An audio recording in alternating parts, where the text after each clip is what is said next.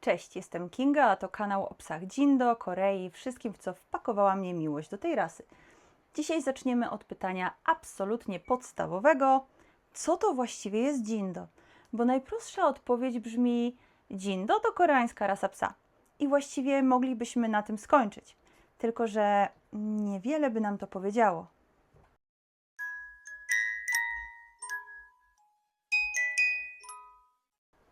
Jindo to rasa średniej wielkości, pochodząca z Korei i historycznie związana przede wszystkim z wyspą Jindo, położoną na południowym zachodzie kraju.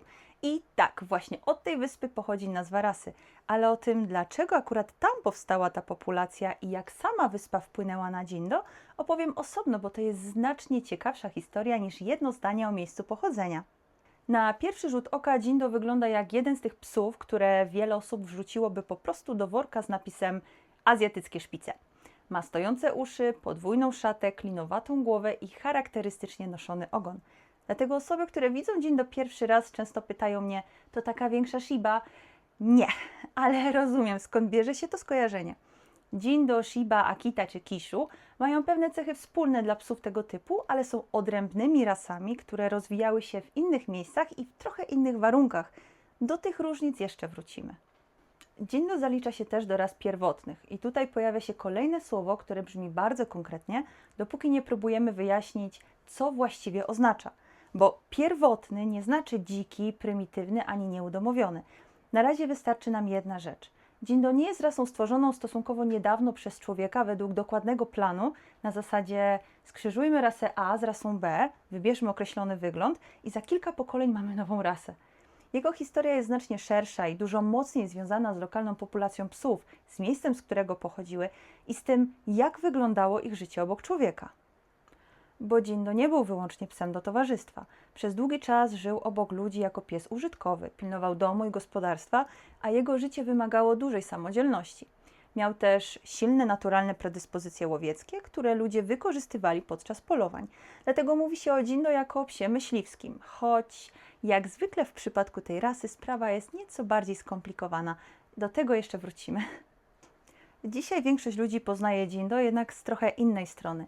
Najczęściej słyszymy, że jest lojalny, inteligentny, niezależny, bardzo czysty i niezwykle mocno przywiązany do właściciela. I wszystkie te określenia mogą mieć w sobie sporo prawdy. Problem zaczyna się wtedy, kiedy traktujemy je jak instrukcję obsługi każdego psa tej rasy, bo nie istnieje jeden charakter Jindo. Są psy bardziej otwarte i są znacznie bardziej powściągliwe. Są Jindo bardziej kontaktowe, są też takie, które zdecydowanie cenią własną przestrzeń, a słowo niezależny nie oznacza po prostu nieposłuszny. Podobnie jest ze słynną lojalnością Jindo. Ona też jest trochę bardziej skomplikowana niż historia o psie, który wybiera jednego człowieka na całe życie i nikogo więcej nie zaakceptuje. Internet bardzo lubi takie legendy, ja trochę mniej, więc charakterowi Jindo poświęcimy jeszcze sporo czasu. Jest jeszcze jedna rzecz, która odróżnia Jindo od wielu innych ras, o których mówi się głównie w kontekście hodowli, wystaw czy życia rodzinnego. W Korei Jindo jest czymś więcej niż po prostu jedną z rodzimych ras psów. Jest bardzo mocno związany z koreańską kulturą, historią i tożsamością. Na wyspie funkcjonuje specjalny system ochrony tej populacji, a sam Jindo ma w Korei status, jakiego nie ma większość ras na świecie.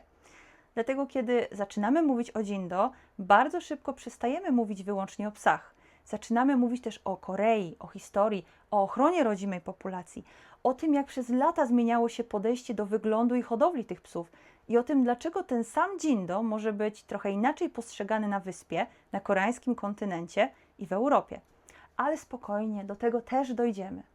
Więc wróćmy do pytania z początku. Co to właściwie jest Jindo? Najprościej. Jindo to koreańska rasa psa średniej wielkości, historycznie związana z wyspą Jindo, należąca do ras pierwotnych i przez wiele pokoleń funkcjonująca jako pies użytkowy.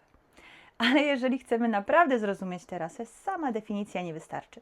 Trzeba poznać miejsce, z którego pochodzi, zrozumieć, w jaki sposób te psy żyły kiedyś, dlaczego Korea zdecydowała się je chronić, skąd wzięła się ich reputacja i dlaczego Jindo, którego zobaczymy w jednym miejscu, nie zawsze będzie wyglądał dokładnie tak samo jak Jindo w innym. I właśnie tym będziemy się zajmować na tym kanale, bo z Jindo jest chyba tak, że im prostsze pytanie zadajemy, tym bardziej skomplikowana okazuje się odpowiedź.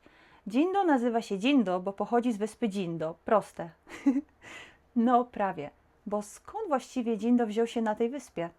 I tutaj robi się ciekawie.